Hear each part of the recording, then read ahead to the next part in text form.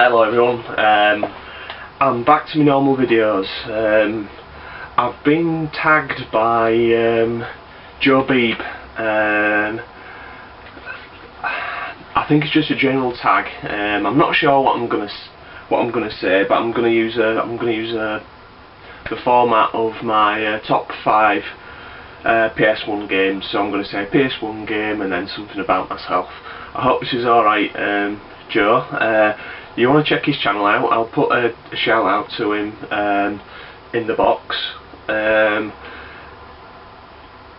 Put some really cool videos up there. He put up a Castlevania one, I believe, yesterday, which is a really nice video. I really enjoyed it. I love looking at people's collections, and he's got a burgeoning Castlevania collection there.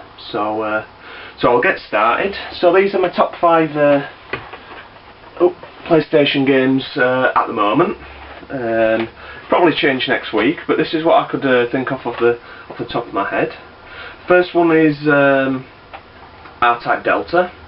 I think people who've seen this channel a while will know that I'm a huge fan of the shooter genre, and in R-Type, again, a series I absolutely love, and that for me is the best game in the series. So the first thing I'm going to say about myself is my earliest gaming memory. They're both, well, there's two. They're both arcade ones. The first game I ever played in the arcade was, it was like a Super Sprint type game. Don't know the name of the game, but basically involved scrolling up the screen. You were in a car from a plan point of view. I believe it was monochrome. It was black and white. Had a great big steering wheel. But I particularly remember that because it involved my dad. My dad unfortunately passed away when I was very young. So sometimes on a weekend I would actually go with him in his truck, because he used to be a truck driver. And yeah, to spend the day generally with him while he was at work in his cab.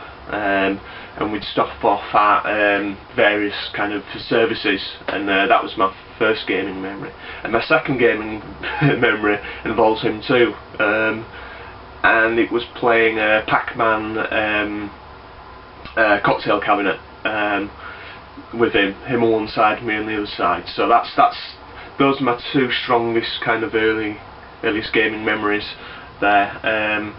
And they've got extra significance because, yes, my dad were involved in those two.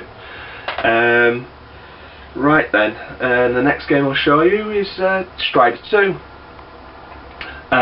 This is the sequel to Strider that should have happened, basically, not the dreadful Tetex version. Absolutely awesome game, developed by Capcom in-house. It's got arcade perfect conversion of the first game in as well. I quite like the Mega Drive version, but I wasn't keen on its shortcomings, to be honest. And the PS1 version's absolutely spot on. Okay, as you know, my proper name's Jeff Johnson. I'm 32 years old. I'm a civil servant. I work for the Pensions, Disabilities and Carer Service. Gaming's my #1 hobby. It really is. Whenever I can, I do some climbing and a bit of walking as well. Those are kind of like my two big passions. The third PlayStation game I'm going to show you is there we go, Soul Blade, which is the first game in the Soul Calibur series. For me, the best fighter on the PS1. I can't tell you the amount of time I've actually spent on that game, well, in the series in the whole. But with Soul Blade, I love the way you could keep the language in Japanese and get the proper inflection with and then have the English subtitles underneath. But it played absolutely amazing, and up until that point, I thought that nothing could beat Tekken. I was very wrong. I really like weapons-based format of that game. Okay, the first computer I ever had was an Amstrad CPC 464. My cousin had one for quite a few years, and fortunately, kind of when we were growing up, my mum and dad weren't really particularly into computing, but that kind of all changed one Christmas and said, "Oh, shall we get a computer?" So obviously I jumped at the opportunity to pick the Amstrad, because obviously I played on it before. I don't think that would have changed even if I had played the Spectrum and C64 at that point. But yeah, it was the one with the colour monitor and all the Amsoft games. I never looked back with it really. I think I used it for about 10 years. It's still there, it still works perfectly well. But it's still my favourite 8-bit home computer. It really is. Subsequently getting a Speccy and a C64 down the years, still got a soft spot for the Amstrad, which should be no surprise to the retro gamer community really, to be honest, because it's probably why I like the magazine so much, this like bias towards the Amstrad. Right, the fourth game I'm going to show you is Quake 2. There we go. I say I'm not a huge fan of first-person shooters, but looking at my Xbox collection, I clearly am. But for me, that was the first PlayStation game, well, the first PlayStation first-person shooter that proved to me that the PlayStation could actually really do it. I mean, Doom was a very, very good conversion as well, but you can't really balls Doom up. if you just do a conversion of the standard game, it's going to be good. But with Quake 2, they kind of saw the limitations of the system and created their own game. It's a distinctly different experience to the PC, yeah, the PC and was it the N64 version? Because yeah, the N64 version's again slightly different, but it kind of played. Who was it who did the conversion? Looks like ID did the conversion. Kind of made the PlayStation version unique. It was stamped with the PlayStation characteristics. It's yeah, I really like it. It's different. Right then, now the first console I ever had was the Sega Master System, the old shape one, the Mark 1, and I bought that one. I got that one Christmas. I saved up some money, and my mum and dad put half the money together. It had Alex Kidd as a box in, and again, a few of my friends had Master Systems.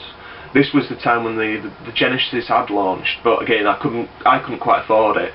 But a lot of my friends had Master Systems, so I went down that route, and I didn't have a NES for years and years and years and years. I wasn't a huge NES fan, to be honest, and I quite idiotically just disregarded it. Years later down the line, when I got them from a retro collection, kind of realised I missed out on quite a lot. But again, that would probably explain my slight Master System bias in my collection. I've probably got about 4 or 5 times more Master System games than the NES games that I've got. So yeah, that was my first console. And the fifth and final PlayStation 1 game I'm going to show you in my list of top 5 is, there we go, Ridge Racer. Again, love the Ridge Racer series. But for me, Ridge Racer was something different. It was darker, grittier. It seemed to be a more grown-up racer. They didn't have the stupid techno music in it. Again, the cars handled fantastically. They were really nicely designed.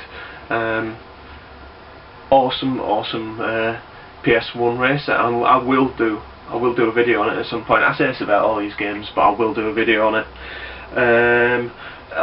For my fifth point about myself, the next console I'm probably going to buy is PlayStation 3. There's just that right amount of games come out now that are kind of PS2 exclusive, PS3 exclusives. So I think it's probably about time to get one. I mean, I'm for my first-person shooters and for my multi-formats, I'm going to still stick with the Xbox because they seem to work better on the Xbox. I don't know whether it's the control pad. I don't know whether it's because it's PC based, but they work better. And definitely something like Mass Effect 2 I'm going to get on the 360. So I'm looking at PS3 probably just after Christmas.